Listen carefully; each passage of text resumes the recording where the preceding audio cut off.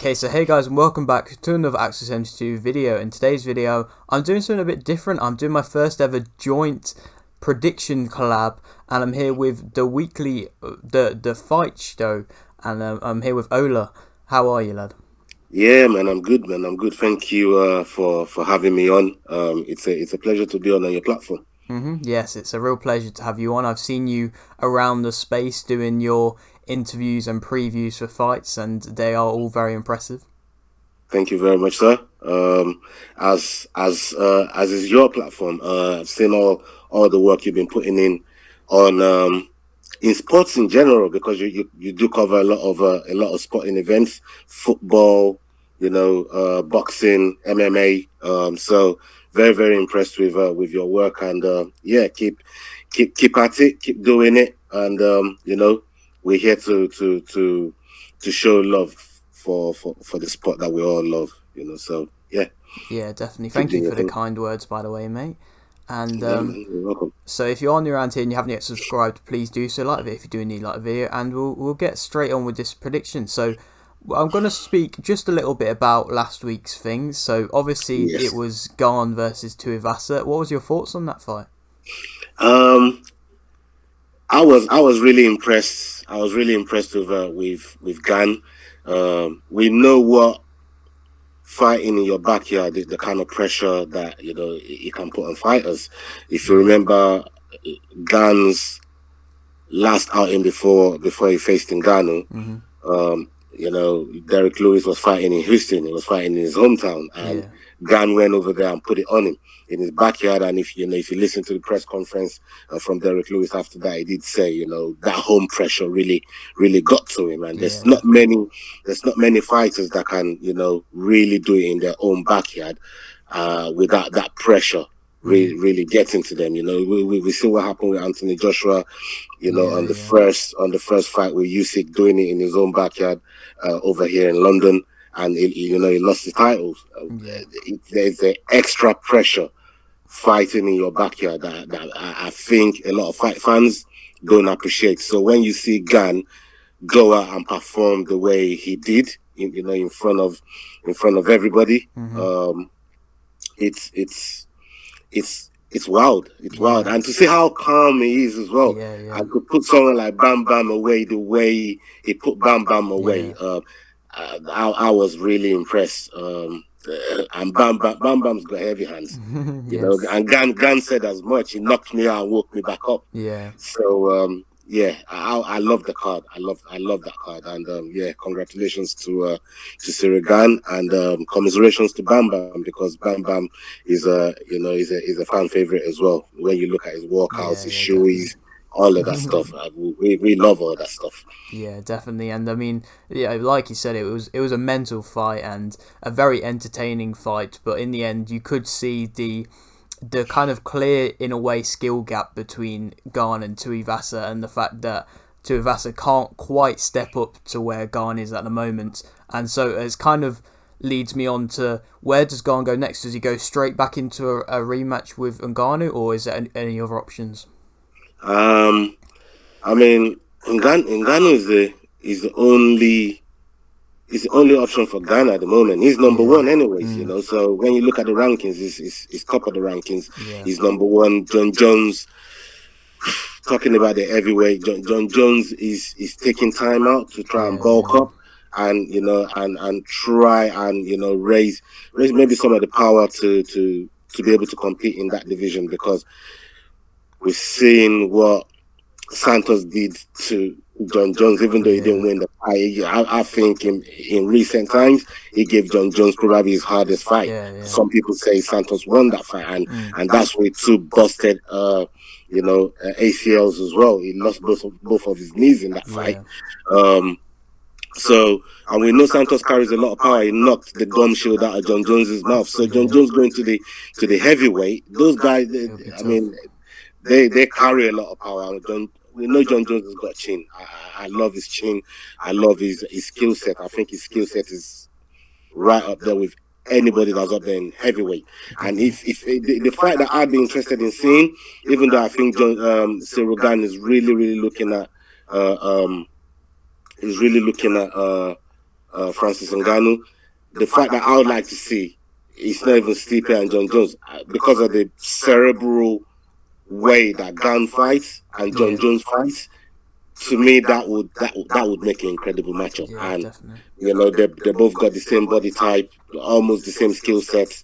It'd be nice if Gunn could maybe welcome John Jones to the heavyweight as to Stipe, but what's in it for Gunn? Yeah, That's what definitely. Gunn's going to be thinking. What's in it for me? Because if I lose that fight, I propel John Jones straight to Francis Ngannou rather than him facing Francis Ngannou. So the UFC definitely got their work cut out for them, and people like Nick Maynard and Sean Shelby, Yeah. they're going to be really, really thinking hard at at what they do with Gunn next, because it's really, really important, especially cracking the European market the way they've done with the English market. The crowd in Paris was rocking Yeah, the yeah. other night. I mean, the atmosphere was insane. It's almost on par with what we got over here in the UK. Yeah. So yeah, it would be interesting to see what they do. Definitely. It'd be interesting to see what they do. But yeah, I like the sound of Gunn versus John Jones. Yeah, I mean, John Jones, I don't. I get what you mean where it's like Ngannou's definitely the fight because he's got the belt and everything, but I still don't think it would be too hard of a thing to sell to Garn the John Jones fight just because he's the name, he's the big name. Even if he's not the champion, he is still the big name, and so I think either way, I think that fight, if not before or after the Ngannou fight with Garn the rematch, I think it will eventually end up happening. Yeah, I agree with you. I mean, look, Gunn was the interim champion before trying to unify and losing to Francis Nomagomedov. Yeah. If you remember, Francis turned into a Yeah. wrestler. No, nobody really saw that That was out coming. of nowhere. A lot of people were calling him Francis Nomagomedov since then. So look, Gunn is a game fighter, and I think John Jones has almost got a bigger name than both of them. They both want to fight Jones. Francis wants to fight Jones, and I think if they sell it to Gunn, I don't think Gunn will be too opposed to it because of it would want to take some of John Jones's fans. John Jones has Yeah. got a hell of fans out there, and it'd love the chance to take. I don't. To take John Jones's fan if he's able to beat him, or at least able to give him a very, very good fight. So I think this could be very appealing to Gan, even though he did call out Francis Yeah, yeah. after beating Bam Bam. But I think a potential fight with John Jones would appeal to John would appeal to Cyril Gan. Definitely think so. Yeah, definitely. And to be fair, you spoke a bit about Stipe Miocic there, and a fight which I wouldn't hate would be Tuivasa against Stipe Miocic, because Tuivasa still seems like he is still a top level heavyweight, and I mean if Stipe is wanting to get back in with a top level heavyweight, then why not? Yeah, I mean, we look at Tuivasa's rise to the top five. Very, very impressive. He knocked out a lot of people. Augustus Sakai, Arlovski. He put a lot of people away. Yeah. And with the absence of Tom Aspinall now, Yeah. because of the injury that he got, it will almost look like both of those were going to cross paths at some point. But very, Yeah, very yeah. unfortunate injury for Tom Aspinall there. And I know you said Stipe, but I want to see Curtis Blades and Stipe, because it looks like nobody's even True. talking about Curtis Blades. True. Curtis Blades is only lost Yeah. to Francis. He's a top heavyweight. He's a Definitely. heavyweight I like a lot. I'm a big fan of Curtis Blades, and I think he deserves a chance at least at a former champion in Stipe Miocic. He can't really look for Francis because he's lost to him twice now, Yeah, yeah. so he's got to sit and wait till Yeah, somebody yeah. dethrones Francis for him to have another crack at the title. So it would be nice if he could get a former champion, like Stipe, which is one of the reasons that John Jones really wants Stipe, because Stipe is a former champion, Yeah. and that would get him just that one step closer to a title fight. Definitely, and I suppose the heavyweight division is just looking very impressive at the moment. But we'll move on to the UFC 279 card. I've got three fights here that we're speaking about because I'd say they're the three main kind of fights that are the interesting ones. And we'll start off with Holland versus Rodriguez. What's your thoughts on that fight? Ooh. It's a big step up for Kevin Holland, Yes. especially when you look at the caliber of fighters that he's been competing with lately. D-Rod packs a lot of power. It can hurt you at any time. It got crazy submission on him, but his power is what really is one of the things that's really really interesting about D-Rod. But then when you look at Kevin Holland. He's got power as well, but I wouldn't really class it as power. No. He's more precision, like Definitely. Just like Easy. When Easy's knocking people out, Easy don't knock people out with power. Yeah. There's a lot more muscular looking fighters that Easy's put away that carries a lot of power, but they're more striking with precision. And I put Kevin Holland in that, in that bracket as well. He doesn't really work with power. He works with a lot more precision. And I think if he gets the time and space to really put it on D-Rod, he might be able to get D-Rod out of there. D-Rod, it's hard to predict this fight when you look at the matchup because D-Rod's got crazy submission on him, and we know that Kevin Holland has been learning submissions. I mean, not submission, but grappling. Yeah. And he looks kind of good, especially in his last outing. Yeah, it was impressive. He was impressive. Even when he took in that body lock and his back got taken, he was giving a thumbs up, showing that look, I'm comfortable here. Nothing, and he ended up going out there and getting the job done and knocking out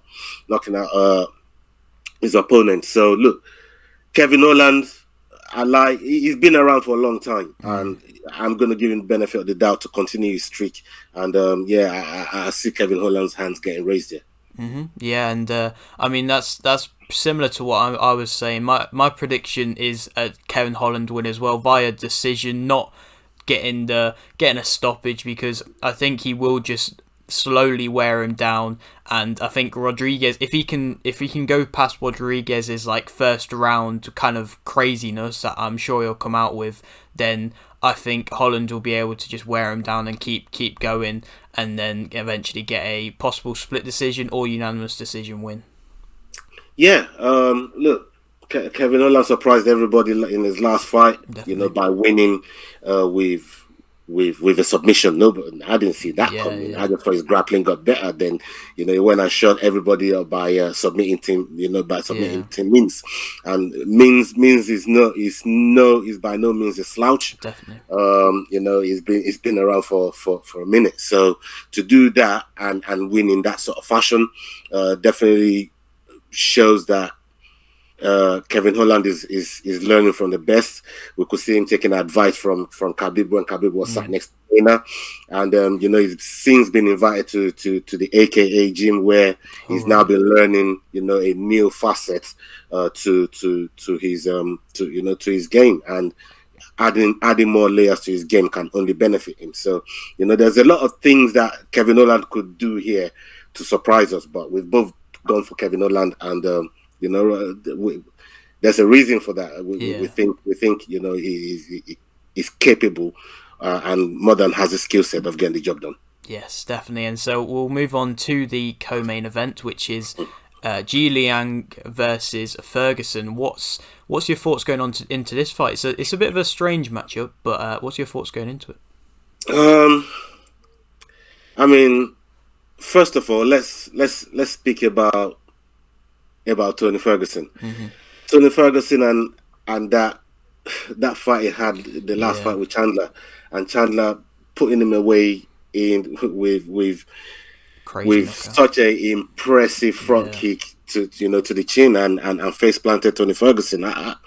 In my eyes, I thought Tony Ferguson was done. I thought, what, bro, you maybe it's time to think about hanging out them gloves. But Tony, we know his character. Hmm. He's not one of those guys that No, gives up. definitely not. No, you can never count him out. Even when he's on his back, he's always fighting. He's probably one of the only fighters in recent memory that you know you give him every chance Yeah, yeah, fighting off his back. yeah, He's definitely. so good at it. Um, but Li Jingliang is now on a resurgence Hmm. after the embarrassment he faced Yeah, fighting Hamza Chimaev, was fighting on the main card. I still remember Chimaev lifting him up yep. like a baby, took him all the way to Dana, and Screaming Dana. I just ground and pound on him without even looking at him. Yeah, yeah, That's disrespectful. This definitely. is he's really grounding and pounding on your opponent. You're not even looking at him, and you're Yeah, talking to the boss. That's taking a piece of Li Jingliang away, a piece of his soul, yeah. if you like, away in the octagon.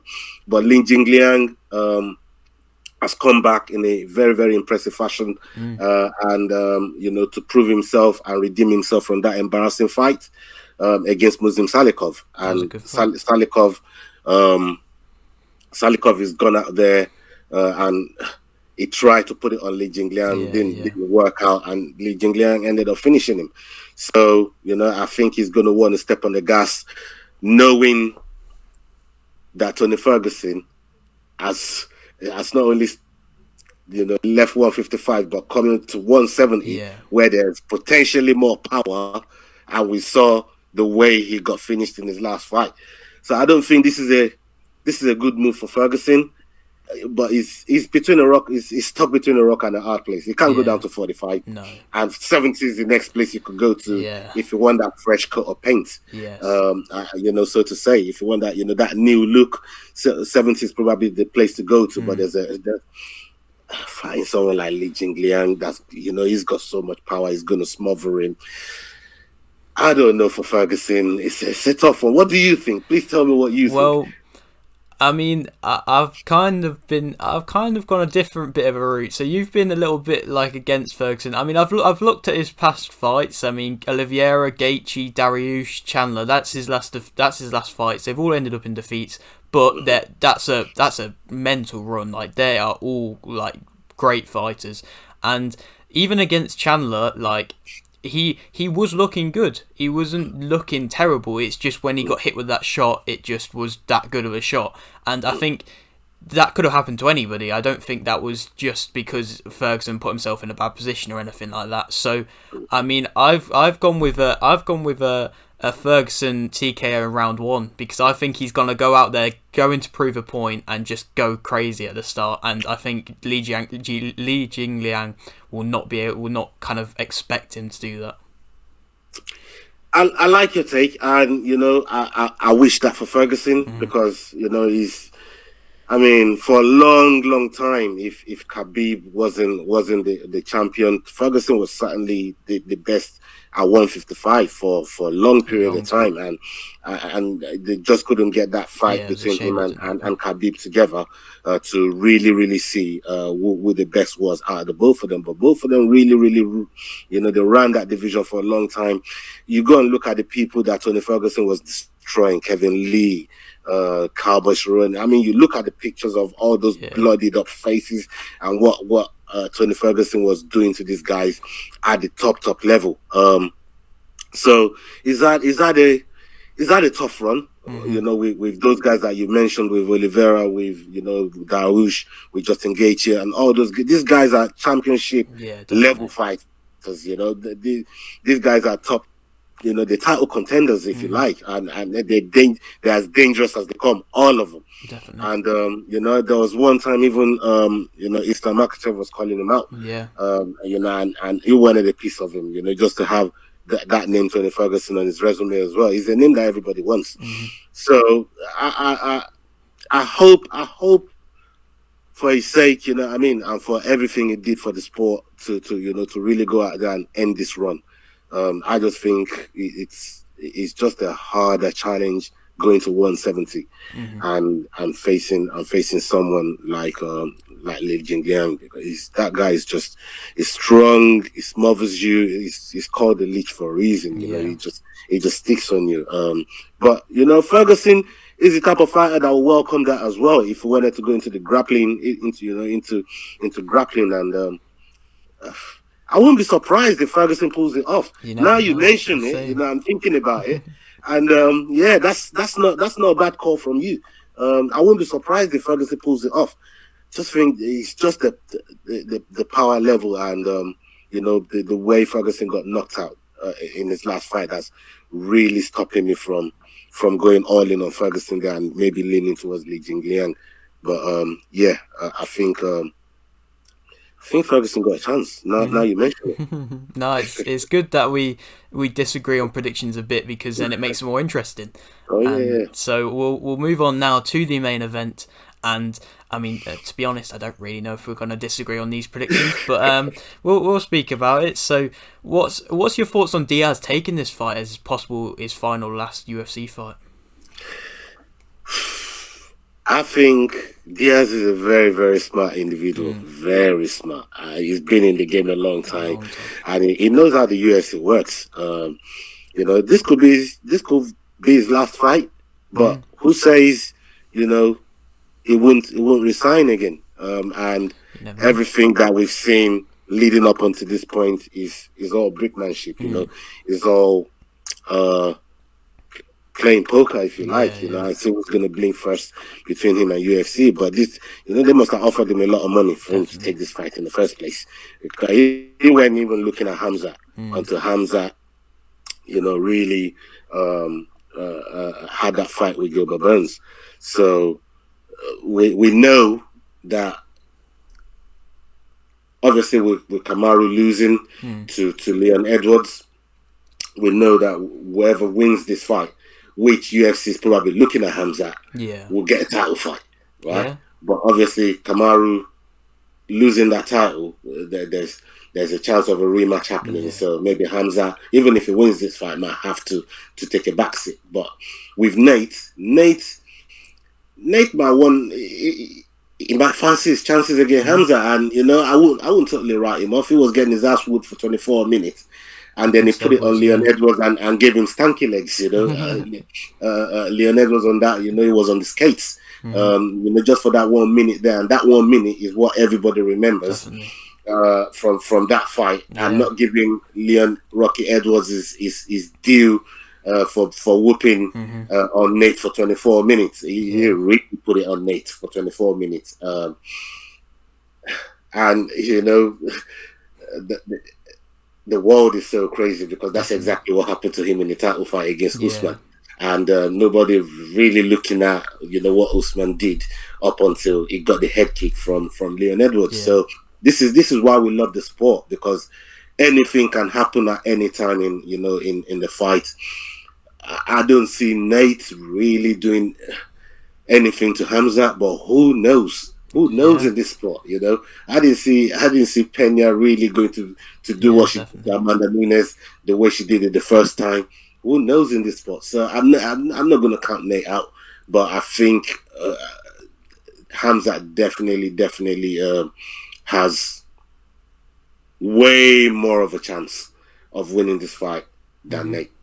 Yeah. Yeah. So, well, just before we get into the final prediction for that, I've got an interesting question here. So, Mm. Chimaev, as obviously he's coming through, he's got all the hype at the moment, and I was wondering, out of the whole UFC, is he the best prospect in the sport?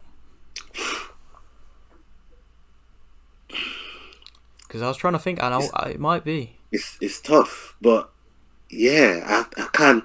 I mean, the rise he had Mm, into the UFC and the way he shook both divisions, mm, not just one but two, too. and not only that, but the quick turnaround Definitely. in the way he was, you know, dispatching fighters and having that quick turnaround. You know, Kevin Holland made that kind of announcement as well. Yeah. You know, into the UFC, he was having quick turnarounds. Yeah. Yeah. So, but the way Hamzat has done it and found himself up there is pretty wild for me. And I want to put Cyril Gane up there as well. Mm-hmm. In terms of just bowling into the UFC and just taking the UFC by storm and Yeah. just shooting right to the top. Because I think it took him 5 fights, something like that. Something Not even like that. that Yeah. to get to break into the top fights. I mean, into the top five. So yeah, but yeah, I've got to give it to Hamza. There's a few alongside him, but yeah, Hamza definitely stands out, and he's got that charisma to go with it. He's got the trash talk to go with it, and the way he's so nonchalant about everything, about any opponent. He's so game every time he's about to fight. He just gives me the chills. I love that guy. This makes for a very, very good matchup. But yeah, to answer your question, I definitely give it to Hamza. Definitely, and I was just a bit wondering. I mean, there's people like maybe a Yuri Prohaska who has been fast tracked very quickly, but has succeeded. But he just doesn't come with the same kind of, I suppose, star factor which you need with somebody like a McGregor or a Diaz or something like that has, and that what Chimaev has, and that what helps bring more eyes towards him. Yeah, you could even put Alex Pereira in that in that bracket as well. You know how quick he's rising. He's now he's not only just got himself a title fight. The champion actually called him out. Yeah. You know, he didn't even call out the champion. The champion called him out and said, "You know what? I'm done with all this bullshit talk that's going on here. Yeah. Let's do this because I'm hearing everybody talk this. It knocked me a couple times. So that adds to the spiciness of that fight. But they're talking about the rise of Alex Pereira to a title fight. It took him three fights. Yes. So yeah, we're definitely having some of these fighters breaking into the UFC and making a big splash. But the one that's made the biggest splash and having the attitude, being able to cut a promo on the mic and the trash talking has to go to Hamza. The whole star quality, Hamza embodies all of that. Being best friends with someone like Darren Till definitely didn't hurt his brand. So that's smart from him. That's smart, and I like it. Definitely. And so, do you think you could give me a final prediction? How do you see the main event ending? I think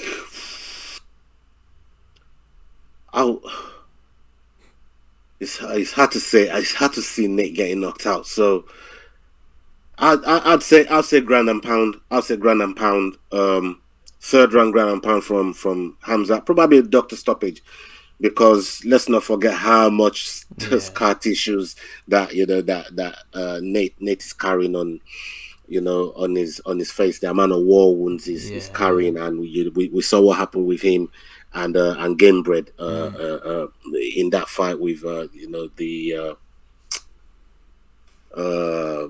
was that belt called again that Masvidal won? I don't know. The baddest man, you know what I'm talking about. So he ended up getting a doctor stoppage there. With Masvidal, and for me, Nate bleeds early, but hopefully, it's not something that's going to stop the fight. I always want to see a fight finish one way or the other, rather than a doctor stoppage, because it leaves a bad taste in your mouth. You know what I mean? Although you always want them to do their job is to protect the fighters. That's what we want to see. But I like a definitive finish to a fight. So I'd say ground and pound, third round, Hamza Chimaev.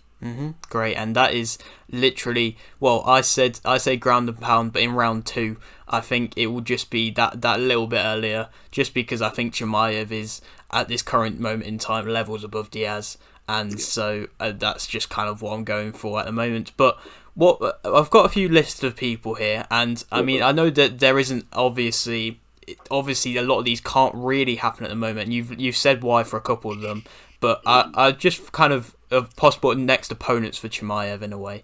And so we've got Covington, but I mean, I know he's got his law case with Masvidal at the moment, so I don't know if that will happen. We've got Usman Edwards, of course, but they might have a rematch. And then if he wants to keep active while he's waiting for their rematch, I've got two opponents, and I want to just kind of know your thoughts on this. So I've got Rakimov, and I've also got a Burns rematch, and I just thought either of them two could be a good fight.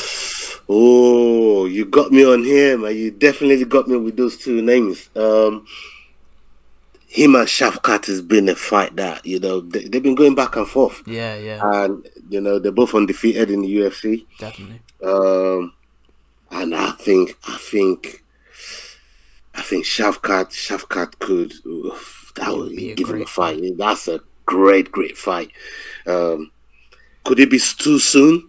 Possibly. I don't know, because Shavkat is not quite up there yet, and he hasn't had the stardom and the quickness that Khamzat has had. Albeit, they're both similar in their trajectory. I like Shavkat a lot, man, and I definitely want to see that fight. That's a fight. We've seen the Burns fight, and I think Burns actually deserve a rematch because of how the fight ended. Because if Burns had another round, who knows what could have happened between him and Chimaev. And he definitely gave Khamzat his hardest fight. And Khamzat has said, he definitely give him a rematch, because when nobody would give him a chance, Burns gave him a chance. So maybe he might want to repay Burns. And give him that shot. But there's a name that you didn't mention that I was calling out even before Burns. That I thought, you know what, I feel like Khamzat should have seen this guy before even speaking to the likes of Burns, and that's Sean Brady. I think I think what Sean Brady did to Chiesa. I've never seen Chiesa dealt with like that, especially with wrestling. I've never seen anyone ragdoll this is Michael Chiesa we're talking about here. In a grappling wrestling match, and he just got ragdolled for the entire fight. So and I'd like to see that fight. I'd like to see that fight. But our boy, bully boy, Belal Muhammad, he's got that privilege to show us something now. But I think the Shavkat fight appeals to me the most out of all of them, because these two, they're crazy. They're from that part of the world where they don't back down from anything, and it'd definitely be nice to see which one of those two comes out on top. So I lean towards Shavkat a lot more than those other names. But it'd be interesting as well if Sean Brady could probably get in the mix a little bit, and Belal perhaps could get him up there. Definitely. I mean, I think Belal, for the division, I think he is the most underrated fighter in that division. Really I think it's a very good fight with him and Brady. But I think like he if he wins that could put him up at like a really, really high level. And nobody's really saying that. People are like, I mean, if you look at the card he's on, I know he's on a really stacked card, and so people are overlooking that fight a bit. But I think Belal, like, he is a great fighter, and he definitely could, if he beats Brady, be put into, I mean, a possible fight with like a Covington or a Masvidal or even a Chimaev. Like, you never know. Yeah, absolutely. And let's not forget he's been in the octagon with Leon Edwards as well, and that fight did not have a definite finish. So he'll campaign that I deserve a shot with the champion as well. You could make a case for him, albeit you might not give him a chance to win that fight because of the way the fight was going before the eye poke. But this is MMA. Nobody gave Sterling a chance to come back and beat Peter Yan the way he did. Definitely. Everybody saw Peter Yan putting an ass whooping on Aljamain Sterling. So you just never know, and this is why we love this sport so much, because on the day you just never know. So Belal could definitely make a case for himself seeing the champion again, because when nobody gave Leon Edwards a fight, and Leon Edwards was looking for a fight. Yeah. Belal gave him that chance, and that was on short notice as well. Don't forget. Yeah. So it's going to be interesting what happens with the welterweight division. It's a very, very interesting division at the moment. I like where it's going. There's so many contenders, and hopefully when Covington and Masvidal resolves, their legal issues, we could see Covington step back in there. Maybe even with Burns. I would like to see Covington Burns, especially with the grappling situation there. And we know Burns packs a lot of power. Covington, is a numbers guy, just loads you up with pressure. We'll see who really got the will to get back to that number one spot to see Leon Edwards, because Gilbert Burns has not seen Edwards yet. So he could make a case for himself as well, fighting the top guy like Covington. Yeah, you never really know. Like the heavyweight division, a lot of the divisions at the moment are just stacked full of people. It's definitely the peak time for UFC fans. If you want to get into UFC, or if you're just not really too sure who to follow, just literally go into any division and just look at them, because there's so many good fighters at the moment, and that's why I enjoy the sport so much. Yeah, I couldn't agree with you more. Yeah, definitely. And so we've spoke about what's next for Chimaev. What's next for Diaz? That's the more interesting question. What could it be?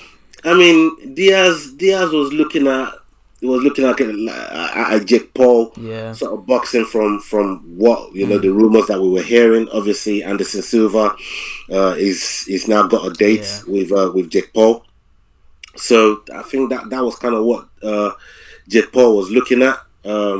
There's a lot of money to be made, because I know Dana tries to shit on what Jake Paul is doing in terms of the pay-per-view numbers and maybe the amount of money that they give it to these fighters. But these fighters, they keep going over there, and they all want that Jake Paul money. And if that Jake Paul money wasn't true, I don't think Diaz would be interested in it. I don't think Bisping would even be entertaining it. I don't think Anderson Silva would entertain it, or Tyron Woodley would have entertained it. So the money's got to be real for these guys to be entertaining, fighting Jake Paul.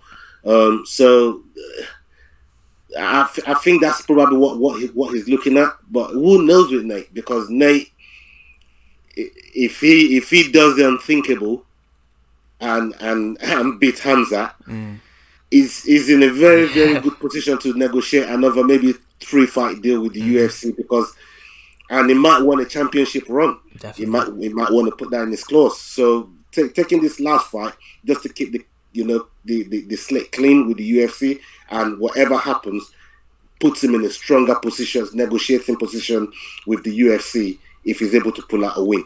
So I think Nate's probably thinking along those lines, that what, if I lose, I just go out and I look for an exhibition match with one of the Paul brothers, and if I win, it puts me in a very, very strong position with the UFC. Otherwise, it would not entertain Hamza in the first place. Nate ain't doing this for no reason. There's no, you see, there's a reason behind him taking this fight, and I think, if he wins, he's probably thinking, this is, I definitely got the UFC by the balls if I win this fight, and it puts him in a very, very strong position, and gives him all the power and leverage against the UFC to negotiate for big money. Definitely. And it'll be interesting to see what happens though. Be interesting. Yeah. I mean, to be honest, I think if Jake Paul beats Anderson Silva, which might happen, I think Jake Paul's too far ahead of Diaz now, because I think he will go to end up fighting like professional boxers like a Tommy Fury or like a Hasim Rahman or something like that. And so I don't see Diaz being able to get that fight. Unless Jake Paul loses, I don't see Diaz being able to get that fight with Jake Paul. Logan Paul, possibly. That could be a fun fight. I mean, he's not fought since Mayweather, but he says he wants to get back in the ring, and that could be a fun fight. Or if he wants to... I mean, he could go down the Bellator route, and if he wants to try and get it, just kind of screw on Dana and just say he's going to go to a different organisation, I suppose you never know. I mean, if he does win, like you said, he could definitely go on some sort of championship run if he wants to, but it's very much like up in the air at the moment of what possibly could happen with him.